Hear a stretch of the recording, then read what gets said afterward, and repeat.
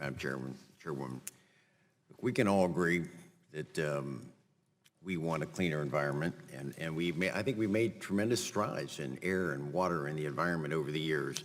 However, the recent EPA has had a history of overreach and been misleading Congress and the American people in the process. Past administrators promulgated rules and rulemaking that were in many ways aspirational and not based on science. So as a result, as you all know, many have been overturned in court. But listen, I can't relate to you. The three of you, I didn't serve under you. But under Gina McCarthy, I do have firsthand knowledge, and thank you for coming here. And so we've had these exchanges in the committee before, because I want to focus on that, the most recent. So under her leadership, I think the EPA went rogue, and it deviated from these historic missions that you all were talking about, how the EPA rose to a different level with it. And as a result of that, we now have uncertainty and a decreased reliability of our electric grid. For example, under McCarthy's tenure with the EPA, we were told that policies regarding the electric grid would have little effect in the terms of the costs and capacity requirements. That's been proven to be untrue. On the very comment that she talked about was the mercury and air toxic rule. We were told in this committee that the EPA rule would only cost about 4.7 gigawatts of power would be lost across our grid. But the North American Electric Reliability Corporation, NERC, has found that 54 gigawatts of power have been lost, 11 times more than we were told by the EPA. And the impact on the ratepayers, it would be very small, was the quote that was given in testimony. But yet in Ohio, the rates went up 183% to the ratepayers. And on this board was an example given by the EPA back in 2014, said this would be the impact. Only 10 gigawatts of power would be lost under this rule. But yet at the end of the day, it was 172 gigawatts of power were lost as a result of this, a third of the capacity for our electric generation. We were told that the EPA takes into consideration, as you all did, the ramifications of the proposals on the impact on communities. But across America, under the Obama administration, 83,000 coal miners lost their job across America.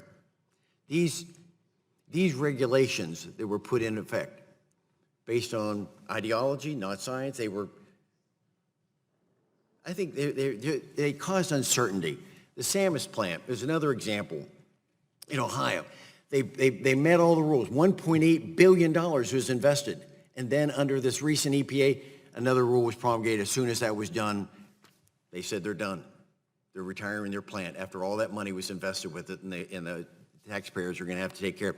Plants in Virginia and California were fined by the EPA for operating at the direction of FERC. FERC says you have to operate, and they did, and then they got turned around under the recent administration, the EPA, they were fined.